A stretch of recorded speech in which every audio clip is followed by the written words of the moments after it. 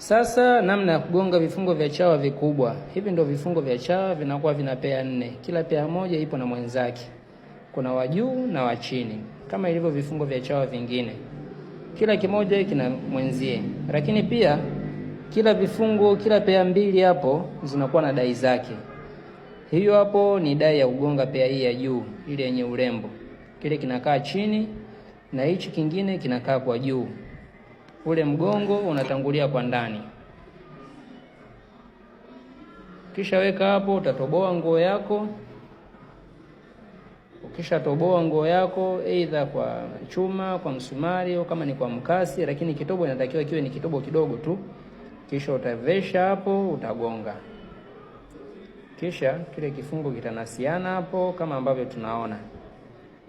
Hii ni ile pea ya juu ambayo inakuwa ina goldi, zingine zinakuwa nyeusi, zingine zinakuwa nyeupe kama hivi. Lakini ni zile pea za juu. Kisha baada ya hapo utafungua hizi dai, utaweka dai za kugonga ile pea ya chini sasa. Unaona hizi ni dai za kugonga kile kifungo cha juu, ambayo inakuwa ile moja inakuwa ni flat, hii nyingine inakaa kwa juu pale. Haya, tunaweka dai zingine hizi hapa za kugonga kifungo cha pea ya chini. Hichi kinakuwa kina kichuma fulani hivi pale chini na hiki kingine kinaingia hapo juu. Ukiangalia utaona tofauti. Hizi hapa ni nyembamba, hizi za mwanzo zilikuwa ni nene. Kwa utakifunga hapo juu. Baada ya hapo, hichi chenye kichuma utakiweka chini hapa, kinakuwa kinasimama na hiki kingine kitaingia pale ndani kwa juu. Lakini baada ya kutoboa nguo yako, utaitoboa nguo kama kawaida. Ukishatoboa tayari,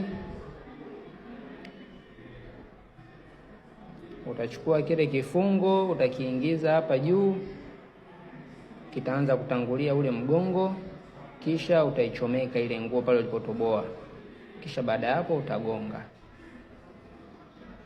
Kishagonga hivyo vitakuwa tayari vishanasiana. Kwa hii sehemu ya juu, hii huku sehemu ya chini, na hapo utakuwa unaweza ukafunga kama hivi ambavyo tunaona hapo. Tayari hapo kifungo chako kinakuwa kimekamilika. Hiyo ndio sample kama ambavyo mnaona hapo. Na hapa tumegonga vifungo kama viwili, vyote vinaonekana vizuri kabisa. Kwa hiyo hakuna utofauti mkubwa sana kama ambavyo mtu unakuwa unagonga vile vifungo vya chawa vidogo ambavyo tumevizoea. Tofauti yake ni ndogo sana ambayo inakuwepo hapa. Naona hapo tunafunga hapo. Naona inafunga vizuri kabisa hapo. Na hapo pia tunafunga. Naona tofauti yake. Cha juu kinakuwa na rangi kama kile pale cheupe. Lakini pia kuna rangi za goldi, rangi za silver. Na hapo tayari tumekamilisha. Karibuni sana, tupo Tandika sokoni. Karibuni sana wateja wangu.